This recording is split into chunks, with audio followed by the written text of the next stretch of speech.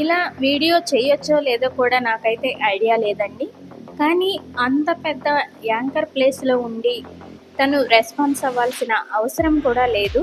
సుమ గారు రెస్పాన్స్ అయ్యారో, లేక వాళ్ళ టీమ్ మెంబర్స్ ఎవరైనా ఇలా చేశారో నాకైతే పెద్దగా తెలీదు కానీ, తన అఫీషియల్ మెయిల్ నుంచే నాకు మెయిల్ వచ్చింది.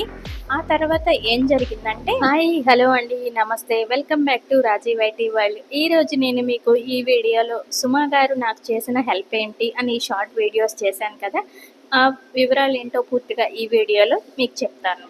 నేను నా మెయిన్ ఛానల్లో సెలబ్రిటీ ఛానల్ అని చెప్పాను కదా, మొదట్లో తెలియక చాలామంది సెలబ్రిటీల వీడియోలు డౌన్లోడ్ చేసుకొని డైరెక్ట్గా వాయిస్ ఓవర్ ఇచ్చేసి అది ఛానల్లో అప్లోడ్ చేస్తూ ఉండేదాన్ని.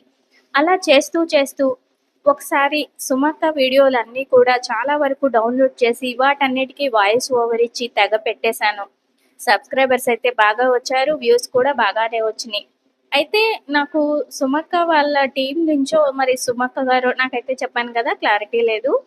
వాళ్ళ మెయిల్ నుంచి స్ట్రైక్ వేస్తున్నాము, మీరు 1 వీక్ లోపు వీడియో కనుక డిలీట్ చేయకపోతే స్ట్రైక్ డైరెక్ట్గా పడిపోతుంది అని చెప్పి వార్నింగ్ స్ట్రైక్ అయితే ఇచ్చారనమాట. నేను చూసి వెంటనే అయ్యో స్ట్రైక్ వేశారు, స్ట్రైక్ పడకూడదు కదా అని చెప్పి ఆ వీడియో డిలీట్ చేశాను. అంతవరకు బాగానే ఉంది. కానీ నెక్స్ట్ ఇంకోసారి దాదాపు 30 వీడియోల వరకు సుమక్క వీడియోలు నేను డౌన్లోడ్ చేసి పెట్టాను నా ఛానల్లో. అన్నీ డిలీట్ చేశాను అనుకున్నాను, బట్ ఇంకో వీడియో ఎక్కడో మిగిలిపోయింది.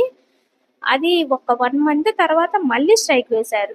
సేమ్ అదే మెయిల్ నుంచి స్ట్రైక్ వచ్చింది నాకు. అప్పటికే నా ఛానల్లో ఒక పెద్ద ఫోటోగ్రాఫరు, హైదరాబాద్లో ఉండే ఒక పెద్ద ఫోటోగ్రాఫరు, సెలబ్రిటీ ఫోటోగ్రాఫరు నాకు స్ట్రైక్ ఇచ్చారు. జూనియర్ ఎన్టీఆర్ వీడియో మీద స్ట్రైక్ వేశారు.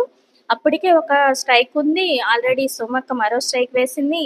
ఇంకొక స్ట్రైక్ కనుక వచ్చినట్టయితే 1,00,000 మంది సబ్స్క్రైబర్స్ ఉన్న ఛానల్ గోవింద అయ్యేది. అటువంటి సిచ్యువేషన్లో నిజంగా సుమక్క చాలా హెల్ప్ చేశారు నాకు.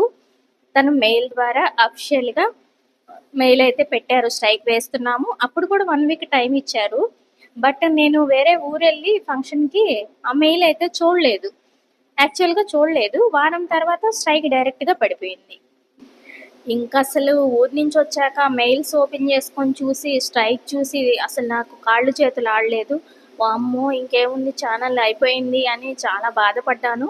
వెంటనే మళ్ళీ సుమక్క మెయిల్కి మెయిల్ పెట్టాను, నేను చూసుకోలేదండి, సారీ, ఇంకోసారి ఇలా పెట్టను, మిస్టేక్ అయిపోయింది, ఎక్స్క్యూజ్ చేయండి అని చెప్పి చాలా బతిమలాడితే ఫైనల్గా సుమక్క నుంచి రెస్పాన్స్ వచ్చింది. ఓకే, ఎక్స్క్యూజ్ చేస్తున్నాము, ఇకపై మా వీడియోలు మీరు డౌన్లోడ్ చేసుకోవద్దు అంటూ ఒక మెయిల్ అయితే వచ్చింది.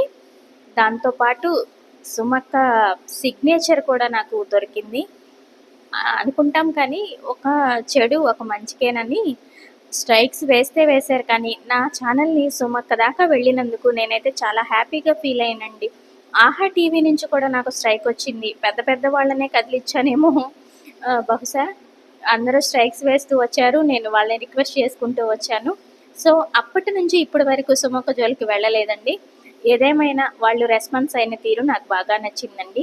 నేను ఇదంతా చెప్పడానికి కారణం ఏంటంటే, మీరు డౌన్లోడ్ చేసుకున్న వీడియోలు వాయిస్ ఓవర్ ఇచ్చినా కూడా స్ట్రైక్స్ వేసే రైట్స్ వాళ్ళకు ఉంటాయి.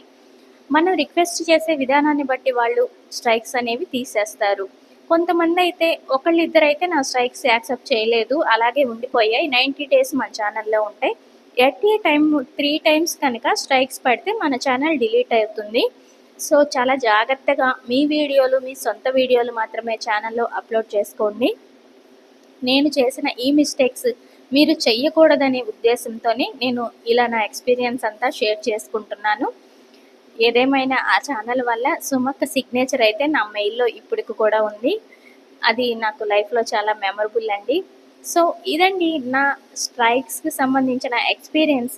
మీకు ఈ వీడియో మీద మీ అభిప్రాయాలు ఏంటో కామెంట్ సెక్షన్లో కామెంట్ చేయండి. వైటీ స్టూడియోకి సంబంధించిన మరిన్ని వివరాలు ఎప్పుడు ప్రయత్నం చేస్తూ ఉంటాను. Thank you so much for watching. Bye. మరో మంచి వీడియోతో మళ్ళీ కలుద్దాం.